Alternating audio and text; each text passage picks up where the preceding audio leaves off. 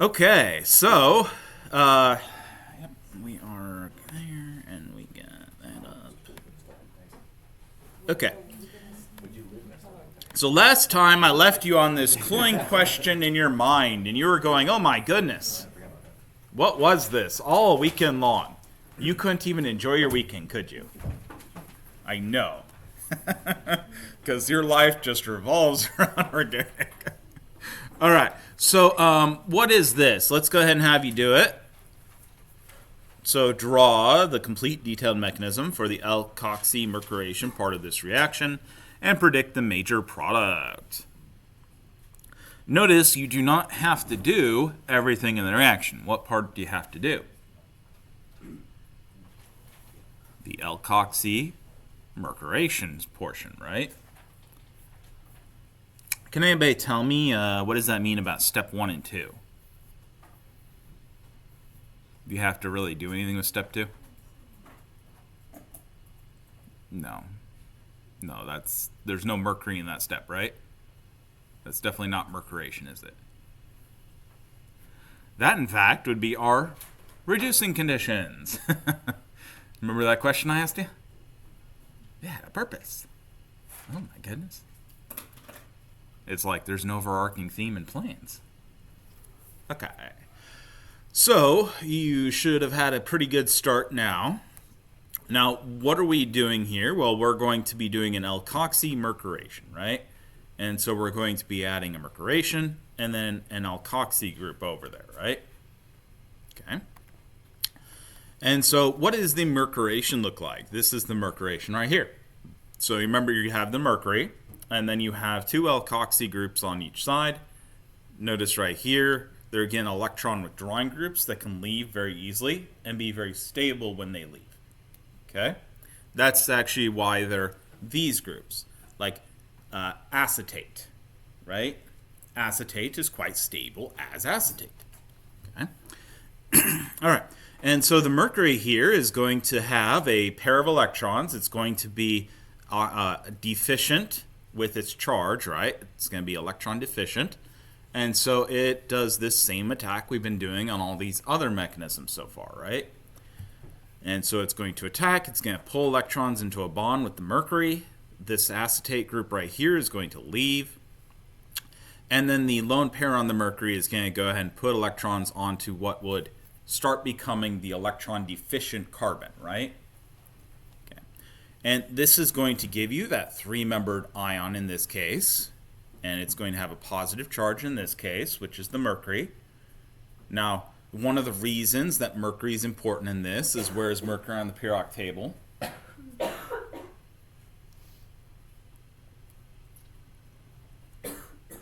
Anybody know? It's the only one that it's one of two ones that's blue. Because it's liquid at room temperature, right? Okay. So it's far down and to the right. See that? What does that mean in terms of a substance? It's a metal, but it holds onto electrons fairly well. It's also a very large metal, right? And so it can accept a lot of energy states to be in because it has a lot of orbitals to shunt electrons into. And so what this means about this is actually quite stable with a positive charge. It's very large, so it can distribute that charge very easily. It's very large, so it can make bond angles fairly easily. Very large amount of polarizability. Okay. And so this is actually one of the most stable one of these three-membered ions that you've seen. Okay. Of the ones you've seen, this is probably the most stable, if I remember correctly. This would be the most stable by a lot, actually. Yeah, I haven't shown you very stable ones. Okay, so what's going to happen next is we're going to have positive charge. That positive charge is going to be shared among these. The mercury ends up with the most positive charge, but these carbons also have partial positive charges, right? Which one would be the most stable spot to have the most positive charge? The one with more substituents, right? Okay. And that's that same rule. Hydrogens go with hydrogens. Substituents go with substituents, right? Okay. And so the more substitute carbon is this one right here. It has the larger positive charge. What's going to happen is your alcohol here. This is ethanol. Anybody know which alcohol ethanol is? Anybody drink any alcohol this weekend? If you did it on campus, don't admit to it. Okay. Okay. Now, that alcohol is ethanol, okay? So that's ethanol. This right here is then going to let its electrons get pulled into a bond with that more positive carbon. This is going to let the electrons go off onto mercury, which will then neutralize that. Notice that will leave that oxygen with a positive charge. That means it's an acidic hydrogen right there, right? And so we're going to have the last step to finish off this first part of the reaction is going to be a proton transfer. This is going to go on to the solvent. The solvent in this case is that ethanol or ethyl alcohol. Okay. All right. Does anybody have any questions? Notice that this tells us which one is going to end up with the hydrogen on as well, doesn't it? Okay. So we got the alkoxy part of it done, didn't we? Now what we would do in the next step would be the demercuration. Okay. And so that would be replacing that mercury with a hydrogen. In this case, we'll be using reducing conditions that are hydride, right? And so the hydride is just going to do an SN2 reaction. Okay. Anybody have any questions? Did I lose anybody? Am I beating a dead horse? No? Okay. Okay. So you've actually kind of seen this reaction a few times now. This should have been about the third or fourth time you've seen that reaction. Just different alcohols that I've done. Okay. All right, so let's look at hydroboration and oxidation. Notice we're starting to pair up reactions so we can get consistent mechanisms. Or another way of saying that is, you know how, has anybody ever seen a saw used? We got hand saws and we got table saws, right? So you got a hand saw so you can make cuts anywhere, right? But is that going to give you very straight cuts? No, you're going to mess up, right? And so we make a combination of tools. A good table that, you can put the board against and it won't move around a lot, right? And then we use a table saw, okay? And so that would be a combination tool, right? This right here, we're giving you combination tools in organic chemistry, right? Hey, you okay? Okay, fantastic. Okay, talk to me after class so I can get you in the roster. Okay. So where combination tool is now a hydroboration, right? If you look at the names of these things, a hydroboration kind of tells you something, doesn't it? This is going to involve boron, and hydro usually involves some sort of like OH and H, right? Like a water, okay? So it's going to involve those two elements. And then our second step of this, the second portion of this, notice those are not elementary steps, right? They're overall steps of the reaction, or another way of saying that is conditions, okay? Our second condition set is going to be that we're going to do an oxidation. What are oxidations like? So remember back in Gen Chem, you would have learned this in chapter 3 or 4 of Gen Chem 1, and then you were expected to know that from then on, and used it a bunch of different times. Okay, so an oxidation versus a reduction. In reductions, we're adding electron density. Oxidations, we pull electron density away. In Gen Chem, you did this with formal charges. Anybody remember formal charges? Those were the oxidation numbers that you calculated, right? Okay, was it attached oxygen? Was it attached fluorine? Those things pull electron density away, right? Okay, now, there are easier ways to quickly do this so you don't have to calculate out formal numbers and oxidation numbers, right? And that's where the terminology comes from, by the way. Oxidation is increasing the oxidation number, okay? Reduction is reducing the oxidation number. Right. So, when you want to do this quickly, snap, snap, get it done, right? If you have more hydrogens added to stuff, what does that normally mean? It's more reduced, right? Because hydrogens typically give their electrons to stuff. If you add oxygens to something, what does that mean? Taking electrons away, yeah. So we're oxidizing that substance, aren't we? Right? And the opposite also holds true. What if we lowered the number of hydrogens on something? We would have oxidized it, right? We took away something that used to give it electrons. Okay? What if we lower the number of oxygens on something? Yeah, we undid oxidation, right? Or another way of saying that is we reduced it. Okay? These are very quick rules that can really help you out in organic chemistry, but a place that's even more valuable and even faster, because you'll never have situations where that's not true, and you'll never have to think about another way of looking at it, is biochemistry and biology. Because every reduction in oxidation in biochemistry and biology is water systems, right?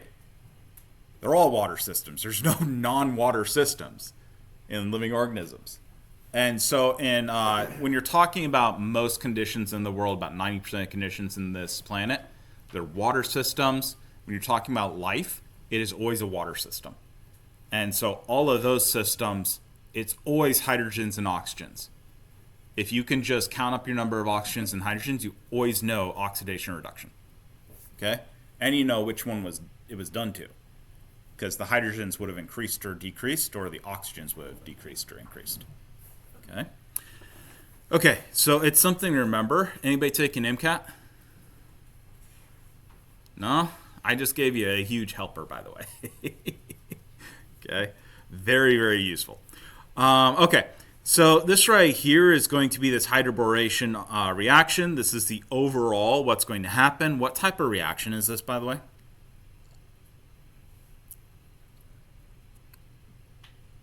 An addition, right? See how we're adding across the double bond? Okay. Specifically, what type of addition is it?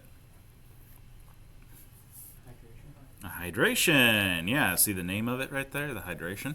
Just a special hydration so that we can get a very specific, reproducible stereochemistry. Okay? That's all it is. It's our table saw of the saw we were talking about, right? Yeah. Reproducible cuts. I know. The analogy worked on so many more levels than you thought, didn't it? Come on, appreciate the literary brilliance there. Man, I would have gone Pulitzer if that. Okay. So again, these are the sort of conditions you'll see. This is a much more generalized condition. This one is for a very specific reaction. This would give you your best yield under these conditions, okay? And that's why the conditionals are more complex. And so again, we have boron involved, and we have the 0 degrees Celsius 2 hours, and then we do it 20 degrees Celsius for 1 hour. Okay. By the way, when you see these conditions, do you guys know how those are actually done? Right.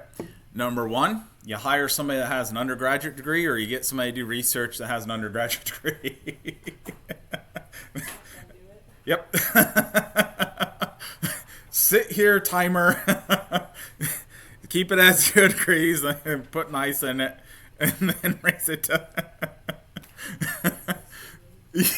I mean, that's just what it is, right? Like, undergraduates undervalue their time considerably, or rather the value of their time versus getting mentioned on publication or something is, yeah. That makes sense. Yeah. The other way of doing this is you can actually have hot, cold baths. Yeah. So we actually have a system that will do something not quite to that degree, but it would do similar. And you can actually set it up and do that. There's much more complex systems that you can get that will automatically modulate your temperatures. Those things are thousands of dollars, usually up in the $10,000 range. So undergraduates are usually the answer. Okay, so hydroboration oxidation. This can add a hydrogen, an OH, to an alkene. It's an anti-Markovnikov regiochemistry. Remember the anti-Markovnikov that we kept talking about? specifically in these hydrations, right? Okay. And so we're getting the anti-Markovnikov product. The reaction is going to, again, be said to do the anti-Markovnikov addition. And so specifically, that would be the naming for this reaction class. Now, again, the hydroboration is going to be a very useful reaction because it's starting point for a variety of synthetic sequences. Now, this is actually kind of funny because unintentionally, I don't think there was any intention to do this because the development of this was pretty before a lot of the biochemistry stuff. We are heavily mimicking biochemistry, though. Very, very common routine for biological organisms to add an alcohol, then acidify that alcohol so it is then a good leaving group, which it then attacks that leaving group site. Okay? So we're actually heavily mimicking the same sort of reaction pathway you would see in biology. I'm 90% sure that is not intentionally. I'm pretty sure they didn't even know that was a thing when these started happening, and that was a normal pathway. It's just energetically efficient. So borane, this is borane, BH3. You can have derivatives of borane where you have like two BH3s added together, right? And so that would be one version of borane. This is a reactive species in the hydroboration of your alkenes. This right here is diborane. It's one of the more commonly used versions of this. You can also use something like borane THF. You'll notice THF is that same solvent we'd been using before. That's THF there. And so you have borane on a THF to help stabilize it. And so borane is highly unstable. This is because the central B atom does not have a full octet. You will notice, however, this can happen because boron, remember boron, the B on the periodic table. Notice borane is with 3 hydrogens on it, right? This right here, can you see where it's on the periodic table? Which direction is the fastest way to go to a noble gas configuration? Left. Yeah, left. Losing 3 electrons, right? Yeah. And so boron can actually very easily make 3 bonds, in which case it kind of loses 3 electrons to whatever it's bonding to. And this gives it the helium electron-like configuration, right? Okay. And so this is one of the reasons that happens. It's not a full octet, though. It tends to be very unstable, especially considering we have hydrogens that are taking electrons from it, which they're not exactly great at taking electron density, right? So this is actually the partial mechanism for the hydroboration of an alkene. Notice again, this is going to be driven primarily by your flow of electrons from your electron-rich pi bond to the electron-poor boron atom of the borane. And so what we'll see here is, again, the electrons from the hydrogen-boron bond here, HB bond, goes into the more positive, the side that would establish more positive charge once we start pulling electrons onto the boron. And again, this is prompted by the fact that this boron is actually very unstable. And so the borane here that's very unstable is the driving force behind this reaction. Okay? So it pulls electrons in. This is going to cause electron charge to become deficit on one of the carbons. Which carbon is more likely to get the positive charge, by the way? The more substituted. So this is what causes our anti-Markovnikov orientation. Okay? Because the more substituted one has the charge, the positive charge go on it, because it's more stable there, right? Okay. And so what you're going to see happens is the boron actually starts getting a little bit of negative charge on it. You will notice in terms of electronegativity, which one's actually more electronegative, boron or carbon? Carbon, yeah. And so this is one of the reasons this reaction actually works with this is because boron's actually the less electronegative one. It's not very common for carbon, right? It's the higher electronegativity. So what you see is it actually starts developing a bit of a negative charge on the boron, a bit of positive charge on that carbon. the electrons in the boron-hydrogen bond will actually start coming apart, and then eventually those electrons will separate. Now, notice that this addition right here, what sort of addition is this? Is it anti? No. This is syn. This is a syn addition. We're attacking from the same side, adding on the same side, right? Like a hydrogenation. Mm-hmm. Would it produce the enantiomer, though, of the enzyme? Yeah. Yep. Yes, we most definitely can produce the enantiomer. If we attack from the bottom instead of the top, we'll get the opposite configuration for this carbon right there. So if you're attacking on something asymmetric, which you normally do, you will very much get the anti. Well, it'll always be a syn addition, but you'll always get the two different enantiomers from that. Okay. Yeah.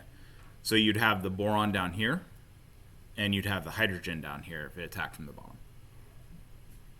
Yeah. That making sense? Yeah, so we just, no matter what, that'll always be syn. Yes. Yeah. Because they're always going to attack together. Because if you tried to like add the boron without adding the hydrogen, you'd end up generating hydride, which is very high energy. Yeah. And so it wouldn't be as energetically stable. Okay. So right there, this is again the regioselectivity of the hydroboration. When the BH3 adds the alkene, you're going to have several factors that are going to affect this. One of the bigger factors on this is actually the steric repulsion that's going to happen with that boron. So remember that that boron right here, that BH3 here, is going to start developing some negative charge. It's not going to contain that negative charge very well. And so it's actually going to balloon up quite a bit, okay, and get fairly large. Now, what that means is that if you have it on the same side as like a CH3 or the more substituted side, it's actually going to start pushing against those groups. And so you'll have steric hindrance as well.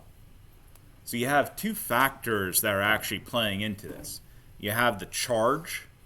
Positive charges are more stable with the more substitute side, right? And you have the steric hindrance, which is this boron gets bigger than it normally would. Okay? Remember, it's a BH2 at this point. Has a bit of negative charge to it. And it starts pushing against the orbitals of the other stuff that's attached. Okay? Starting to bend those bonds out of that perfect 109-degree configuration, right? Okay. Okay. Is that making sense? So you can do some interesting stuff. Like when I tell you guys those things, you may like glaze over and go, oh my God, Dr. Clausen is going on stuff.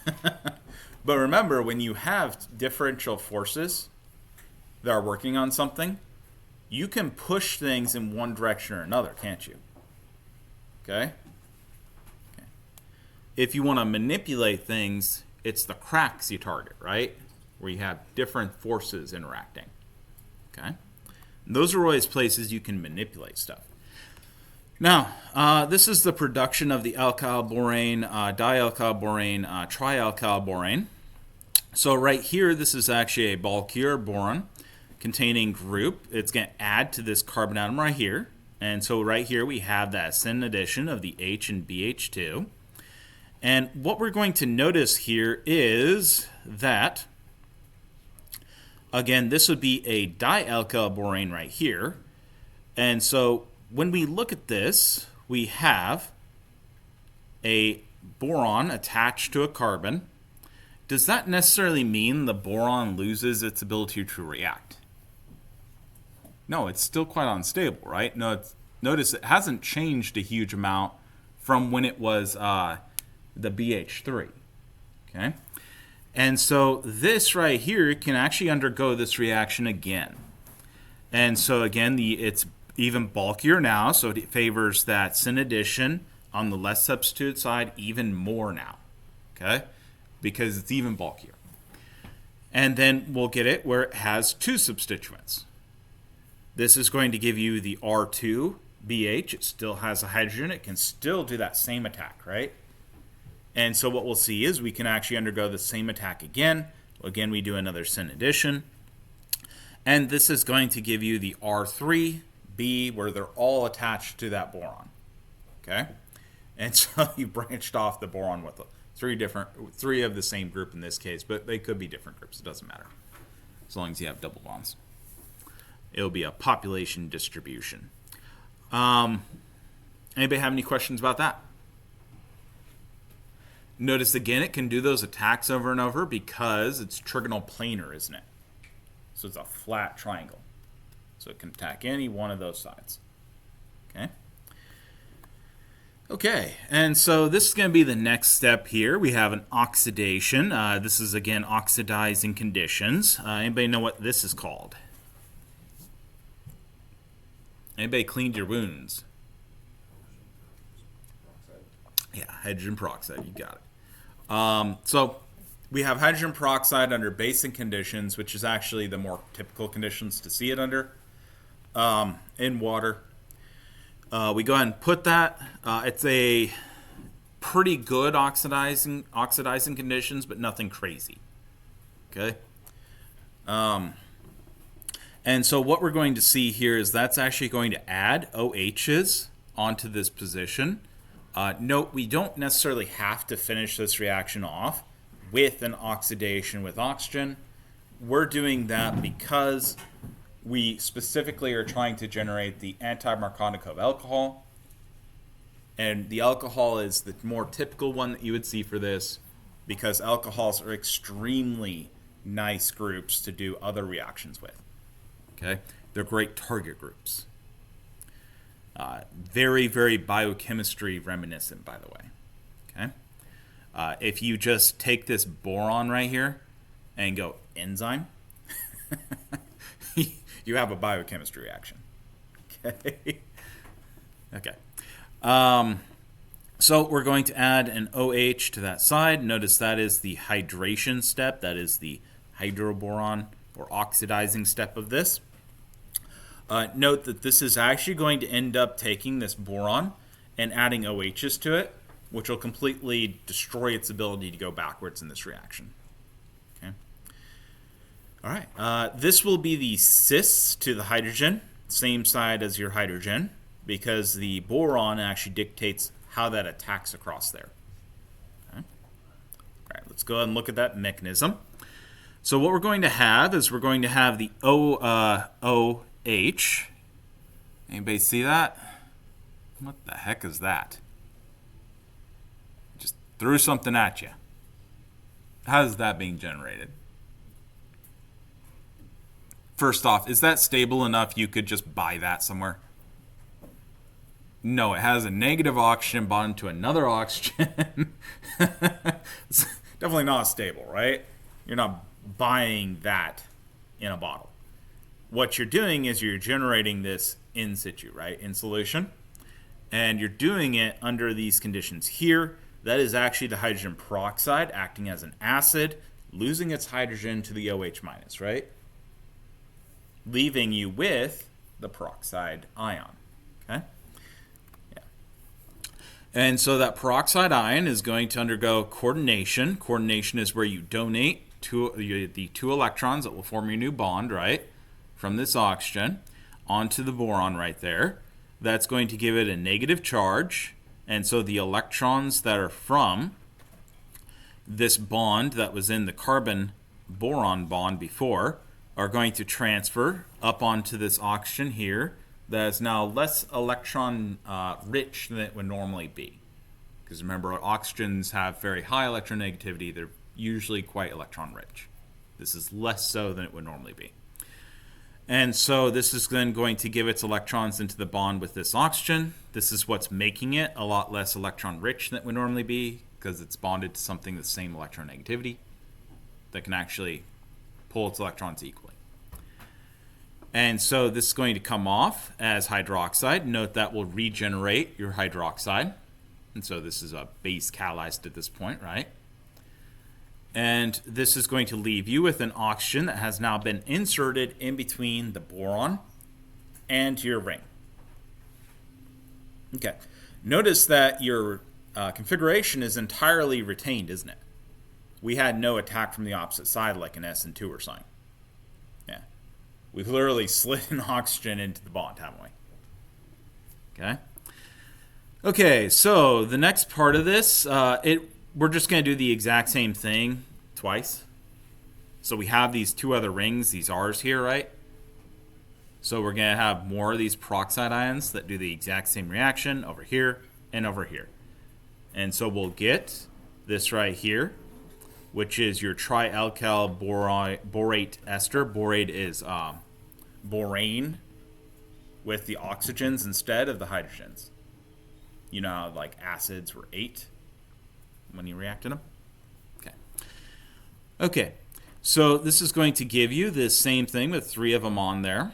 And the next thing that's going to happen here is one or more of the hydroxides is going to go ahead and coordinate with this boron. Notice that we'll actually use that hydroxide there. That is going to then cause that boron to be negatively charged. This is then going to lose its electrons onto that oxygen, which is then going to go a proton transfer step to protonate that hydroxide group, right? The, oxide group, right there. Giving you hydroxy, right there. Okay. Okay, does anybody get lost up to this point? Okay, fantastic. Now, note that the next part is just it doing that for the other two groups, right? So another OH attacks this one. It has another OR on there, right there and there. And so it's just going to do that twice more. And so these are just repeat and repeat again. And we finally get our 3 rings that come off this. Okay?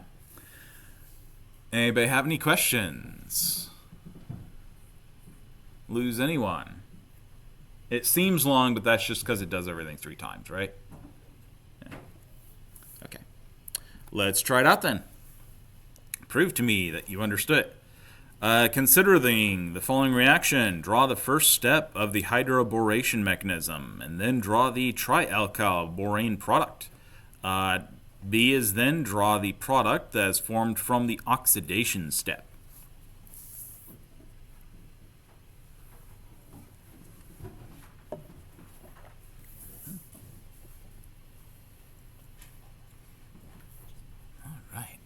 Prove it.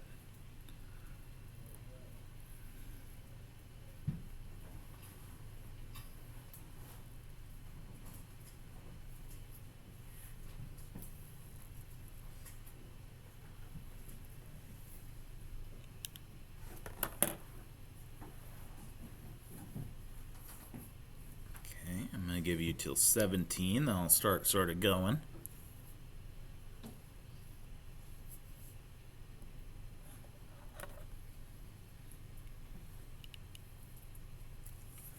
Okay. All right. I'm going to start sort of moving along on this, and hopefully you got some ahead of me so you could actually test yourself a bit. All right. So this is really just sort of breaking it up among the 2 reaction conditions, isn't it? So we're doing this part first, and then we're doing this part, which is the oxidation conditions.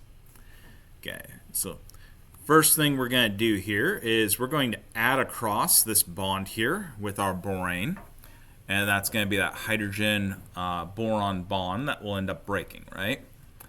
And which way do we end up adding across it?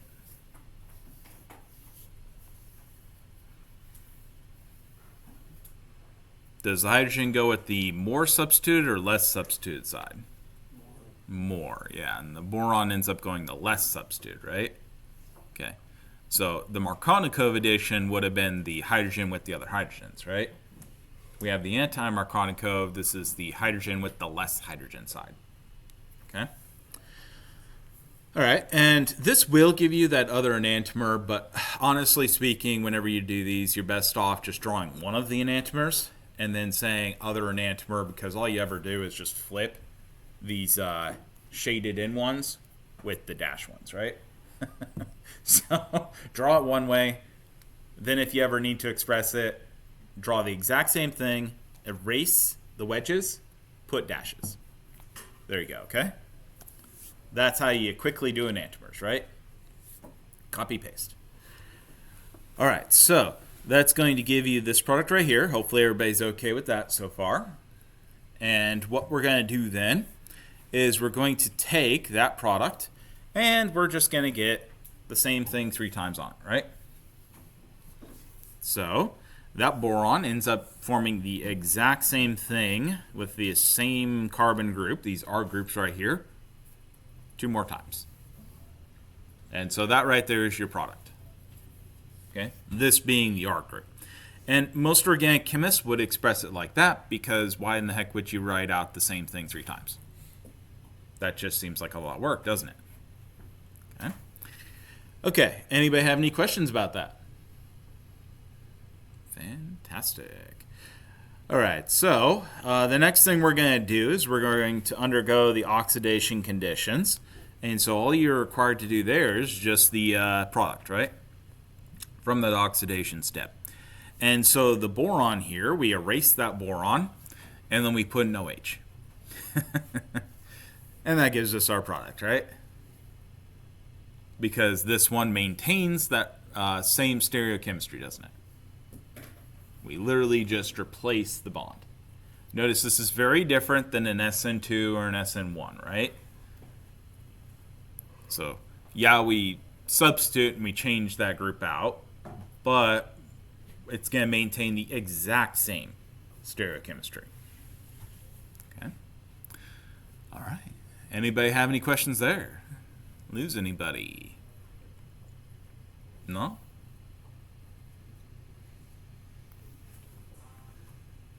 So this right here is just this one collapsed down. So I don't have to write the bonds anymore. And then I just erased it and I replaced the OH, right? Okay. And of course there'd be the other enantiomer. And does anybody, can anybody tell me how you would draw that out quickly? Same thing. Exactly. Exactly. Yeah, we just erase the bond in that case. And dash, dash, dash. Okay. Okay. Fantastic. All right, so again, this is the reaction, same reaction, but in this case, we're starting off with a triple bond, right? And so if we go ahead and do this reaction, we would get the syn addition again, but it would have a double bond remaining, wouldn't it? And so interestingly enough, yes, these would be on the same side of that double bond, though this would not actually be a cis configuration, would it? Anybody tell me what configuration this would be? Yeah, trans. Your R and your B are your high priority groups, right? Then the hydrogen's a lower priority. Okay, so that CC double bond here, that can actually react further with more boranes, right? Because we still have a pi bond, we still have boranes, right?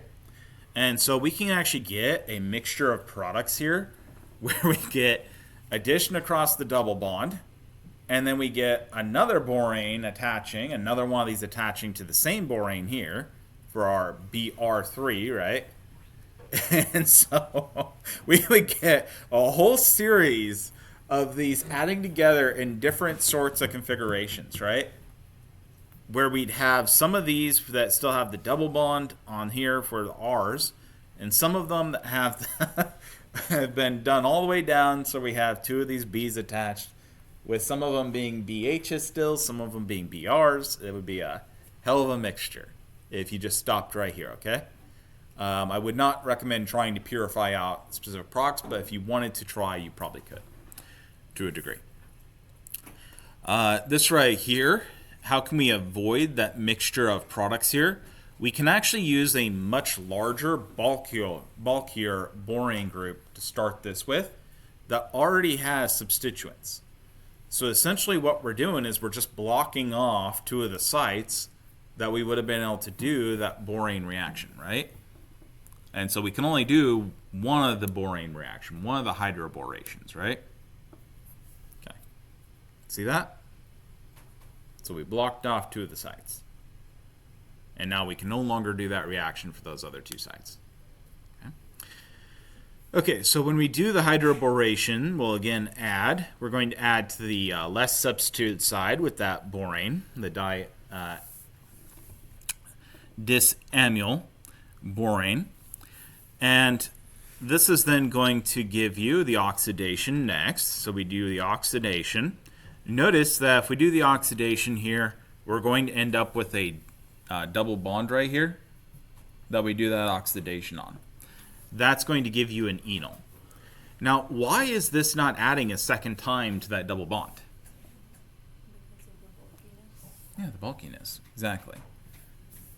So this both keeps us from doing more reactions where we get more R groups, but also is meaning that both sides are bulky now, aren't they? And so both sides are sterically hindered for a further attack. And so we can't get that further attack either. Now, because we generate an enol, these enol, if they're in acidic or basic conditions, typically undergo tautomerization, because remember, acids or bases both act as catalysts for that. We are under what sort of conditions? Basic. And so this is basically assured, I know, haha, fun, to undergo tautomerization, isn't it? And so we're going to undergo tautomerization. That will give us our keto form. In this case, the keto form is actually an aldehyde because we're at the end here with the hydrogen. And we'll give you the hexanal. Anybody have any questions about that one? Can everybody see that we're really just assembling what we've done before into more complete tools, right? All right, so these are some other useful boranes that you might use in these reactions. This is the diacetyl borane. Again, it's not the only one that we use. That's that one right there. It is one of the options to be bulky, but you can do the dicyclohexyl borane. You could also use this one right here, which has a hell of a name. That's why it's almost always abbreviated, 9BBN. But that would be the 9-bora bicyclo 331 nonane. Okay. By the way, anybody know why this has a weird name like that? Do you guys remember your naming for your bridge compounds? Yeah, it's the bridge. So the borane is up here on the bridge. See that? Across this. And so you actually have multiple rings within this structure, don't you? Okay. And that's how your naming happens. These are the bridges for the different names. Yeah. And then this is the bridge head where it's connected. Okay. If you don't know that or forgot it, the videos are still up for all that. They're the inter-chapters, right? Okay. So you can always go back and check out those inter-chapter videos if you forgot the namings, okay? Okay, anybody have any questions about those? They're just bulky boranes. Some of them are kind of interesting. Like this one right here actually has the same ring structure taking up both those spots, doesn't it? Ooh, ah. So pretty. Okay. So again, this is going to be using the organic synthesis that we can use these different tools to, again, make something. So we're going to be using the electrophilic addition reactions we learned here to proceed through a cyclic transition state for organic synthesis. Now in organic synthesis, it's about making a final product, right? And so we have a final product we want to make, and then we use undo steps so we can get into reactants we could buy, right? Or at least get easily. And what we're always going to be doing here is we're really just looking to do this in a broad strokes, right? This is your draft. This is your outline of your reaction, okay? It is not the every single step of this reaction, right? Okay. And so what you'll notice is that you oftentimes have the same sort of thing here where you're going to have a cyclo group that you create, and then you'll have groups on the same side of the ring. This is called undue cyclopropanation. And this right here is a very useful one that can do that, and this is called diazomethane. Okay? And it's just a way of producing these like carbene methanes so that you can add them into things to make rings. Okay? Okay, So again, that groups on the same side of your double bond would end up on the same side of the ring, because this is going to that same sort of transition state where we attack from the same side. And remember that cyclic reaction mechanism where it goes up on one of the carbons and then the electrons in the pi bond come down, right? It'll do that same cyclic mechanism. Okay, and so you'll notice this right here. This is undue epoxidation. So we're going to end up with an epoxide, right? And again, what we have here for the undue epoxidation is that groups on the opposite sides of a double bond will end up on opposite sides of a ring, right? And will maintain that regioselectivity, that stereochemistry. Okay, it's very predictable in these reactions. All right. And so this is going to be using halogens in your synthesis. This would be the undue Br2 addition. Notice that's that same reaction we had talked about before. That one, though, was anti, wasn't it? Yeah. And so what's going to happen is we'll generate a vicinal halide from that reaction. And that would be from that alkene. And whatever groups were on the same side will now be on opposite sides, right? Because it's a anti-mechanism, we end up swapping the sides, don't we? Everybody see that okay? Okay. All right. Okay. And this is going to be the undue hydrobromohydrin, formation. And this is, again, another anti, isn't it? And so they're going to end up on opposite sides of your alkene when you do those reactions. Okay. And this one right here is a tetrahalide. This would be the undue Cl2 addition. Notice in this case we start with an alkyne. And remember, that's just going to do that twice over, isn't it? Okay, and here we have the oxymercurations and the hydroborations oxidations as your retrosynthetic pathways.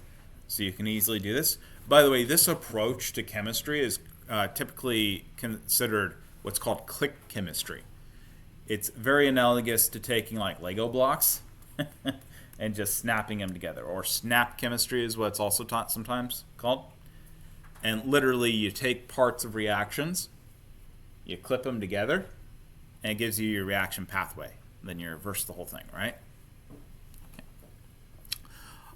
So this is the undue oxymercuration, of course. This gives us an alcohol from an alkene, okay? And this gives it where the alcohol is going to be on the side with the more substituents, right? And this one's going to be a ketone that you generate. This is going to be the undue oxymercuration alongside a reduction for an alkyne. This specifically happens because we will form an enol product as part of this, right? Then this tautomerizes to the ketone. Okay.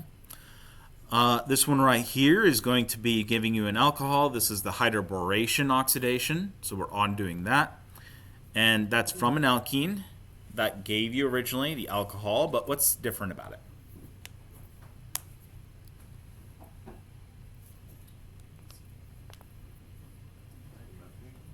Yeah, it's the anti-Markovnikov product, and it maintains that stereochemistry from your attack, right? Okay. Okay, this is the hydroboration oxidation, and so this one's going to be a triple bond, a terminal alkyne in this case, that we're going to end up attacking. That would give you the enol, which ends up going to the aldehyde, right? And so it's a fairly easy way to generate aldehydes. All right, so this right here is actually catalytic hydrogenation. I mentioned hydrogenation a bunch of times, and we did that last semester as well. Anybody ever heard of hydrogenation? Anybody had peanut butter? Hydrogenated vegetable oil. Margarine. Okay, those are all things that hydrogenation is used to make. Okay? And so you take fats with double bonds or triple bonds, you could do it as well, and you undergo hydrogenation. It gets rid of the bonds. It gives you a saturated fat, right? Yeah. Saturated fats then have a bit higher melting point. And so you can take an oil that would normally be a liquid at room temperature, make it a little bit higher melting point, and so it's a solid at room temperature-ish, right?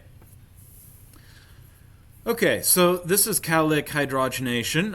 Hydrogenation's not exactly easy to do without some sort of catalyst to help speed the reaction up. And so in this case, we're taking palladium, Pd, solid, and we're introducing this as a solid catalyst. This is at 25 degrees then, and this is done in water. And we go ahead and bubble through H2 at 1 atmosphere, H2 gas. And this is going to give us hydrogenation at 82%. So 82% of it hydrogenates. And so this is going to be, the catalysts used here are typically palladium, platinum, or nickel. Anybody know why you don't use nickel all the time? These other ones seem way more expensive, right? Like nickel I can buy. Go on Amazon, look up the other two. It's going to cost me, aren't they? Okay? But the nice thing about something like platinum or palladium is the effectiveness. So palladium typically is more effective. And then platinum is very corrosion resistant. So you use them over and over and over, right? Now remember, catalysts do not get used up in your reaction, but that does not mean your catalyst is invincible. Okay? If I have a catalyst sitting in conditions like water and it's a metal, what do you think happens to the catalyst? Yeah, it's going to do other reactions than my reaction I want, right? And it's going to slowly get destroyed over time. Okay, so this is how this hydrogenation actually functions. What happens is we have the H2 molecules, and they're sort of bubbling along. What happens is they get attracted to the metal catalyst. They actually skitter along the surface with these H bonds being associated with the surface. Okay? So they make sort of partial, not quite normally covalent bonds. Okay? Unfortunately, they can't be called hydrogen bonds because that's already a thing, right? So they're hydrogen metal bonds or hydrogen catalyst bonds. Another way to say this is they adhere or to the surface. Okay? Okay, this mostly busts up the bond between the hydrogens. And so they do typically have some association together, but they skitter along the surface of the metal quite nicely. What's going to happen next is that you'll have an alkene. This is going to be dissolved in the solution, and it's going to end up approaching the catalyst. This is going to come in contact with the hydrogens. And so they're going to then add onto that bond and pull the electrons in the pi bond towards them. Now, because the catalyst is having these hydrogens associated flat like that, see how it's flat on the surface? This gives it the geometry it needs to do this reaction. One of the biggest things you need to overcome in a reaction is actually the correct geometry for your collisions. Okay? And so what ends up happening is your pi bond gets pulled into the metal catalyst. Your hydrogens are already bound to the catalyst.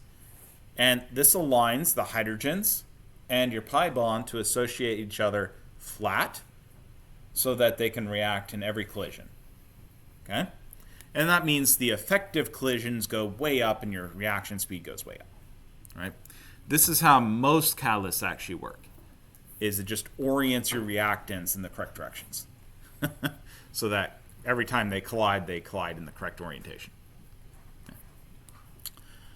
Okay, and so the first carbon-hydrogen bond forms, that's the highest energy one. Once you get that first one bound, your carbons and hydrogens are going to collide and form the next one very, very quickly, because this will be much more energetically favorable at that point.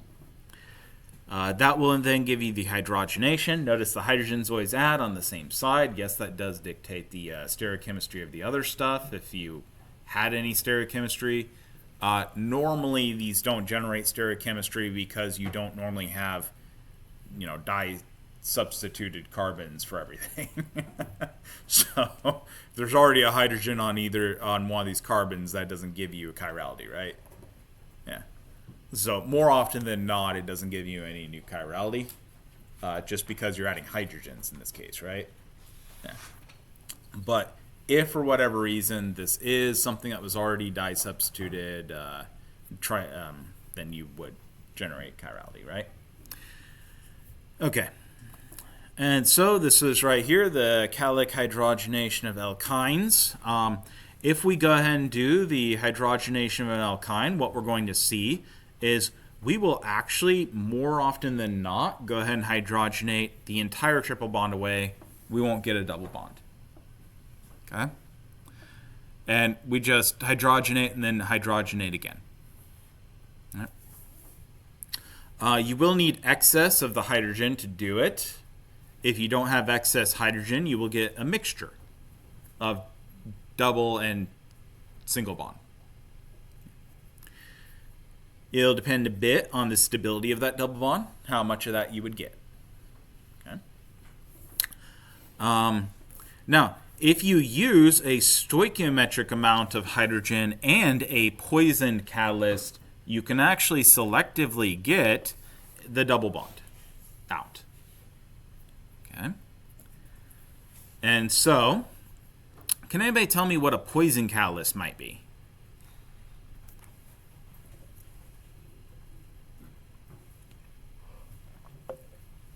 No? If somebody poisons you before the big fight or big match, what does that do? Yeah, it weakens you, right? And not as effective. Okay? A poison catalyst is the same thing. It's actually very similar. Like, if you were to just reuse a catalyst over and over, like nickel, you would eventually poison the catalyst as well. It's very likely you'd end up with a poison catalyst first before you'd end up with an ineffective catalyst. Okay? And so you can selectively poison catalysts. Poison catalysts are going to be the metal catalyst usually that has a specially treated to decrease its calic ability. It'll make it slower and more controlled reactions. That's typically how we use this. Funny enough, most poisons are actually also things that reduce the activity of callus in the person's body. And so technically most poisons do poison callus. But it's not really what we're talking about here, right? Bit different on the idea of what we're doing. So this is a very common example, would be palladium that's been deposited on calcium carbonate. This is then treated with small amounts of quinoline and a lead salt. This is quinoline, by the way. And that's called Lindlar's catalyst. Okay? And it's just a very, very selectively poisoned and controlled catalyst so that we can get the single hydrogenation and not doubly hydrogenated on a triple bond. And so we can take a triple bond here, undergo hydrogenation. We use a stoichiometric amount of the hydrogen, the same amount of moles of hydrogen as we put in reactant, right? And what we can get is Lindlar catalyst at 25 degrees Celsius. Notice that's about room temperature, which is a poison catalyst. And this will give us a cis isomer only. Now, it's interesting because we make a double bond with it. We add the hydrogens across on the same side. We will always get the cis isomer, won't we? Yeah. And so here again we have another one where we're doing the poison catalyst. This is another same poison catalyst. Again, we're doing the hydrogenation, and you can see that we get the Z isomer, the cis isomer again. Okay, Z on Z same side, right? Yeah. Easy. Okay, so this is an outline of the synthesis of the that compound there and any hydrocarbon. Okay, so give me an outline of this synthesis. How would you do this? Now, full disclosure, there are multiple pathways to this, right? At this point in your guys' chemistry careers, you could come up with like 3 or 4 pathways to most reactions. Some of them will be longer, some of them won't be as efficient. Okay? So give your best effort. I'll give you a minute, and then we'll go on to the answer.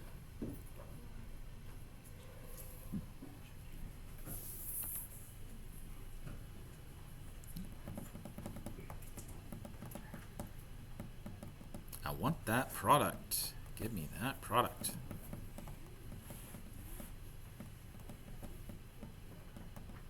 Now, because I've given you both the reactant and product, it's not particularly easier to do this either way. Like a synthesis or a retrosynthesis. Yeah. If I just gave you product, it would be much easier to do this as a retrosynthesis, right? If I just give you reactant, it's much easier to do this. Yeah, though just giving you reactant would not necessarily.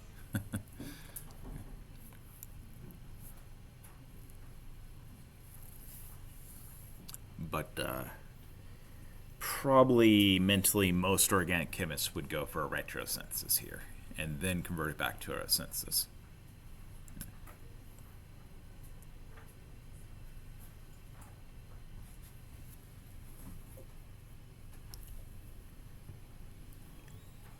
Okay, so let's go ahead and go forward on this. So we got a bromo, a benzyl bromide, that we're making into this substance right here, right? So we're adding some groups to it. Notice we're adding a bond here, right? This goes off to a double bond. Is there something that normally ends up going from one thing to a double bond and typically adds to stuff? We could do it like the side of a bromo using an SN2 reaction. You could take a triple bond and do that with it. So that's one of the options, would be a triple bond attacking there. So I'm going to go ahead and do the retrosynthesis here, just because I'm more comfortable doing that. And it's easier to think about these things a little bit.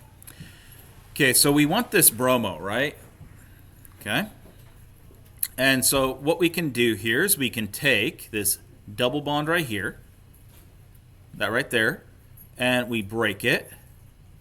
And that's going to give us this connection. Remember, this is a retrosynthesis. So we'd be using this as a reactant. We'd be attacking this with an SN2, right? Okay, and forming this new bond. Now, one of the ways we can get a double bond would be to take a undo catalytic hydrogenation, right? That's a very simple method to get a double bond from a triple bond, okay? It's going to have to be a poisoned catalyst, though. And so altogether, this is going to be a triple bond in the presence of a very powerful base, right? We deprotonate that slightly more acidic hydrogen right there. That gives us a negative lone pair on that spot. We then add it with our bromide that we want to start with, the bromo group, right? This is going to be a nucleophile. It's going to attack that position right there, which is the more positive SN2 attack spot, right? So it attacks that position right there. The bromide leaves. That gives us this product right here. Okay. So we have a triple bond at this step. We want a double bond, don't we? So we need to put this in a hydrogenation reaction in the presence of a poisoned catalyst, right? We could have called this Lindlar's catalyst, but whatever.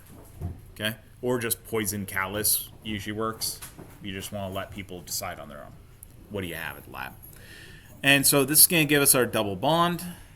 And we got our product, don't we? Woo. Okay. Ooh, I was a little over. My timing was just a little off.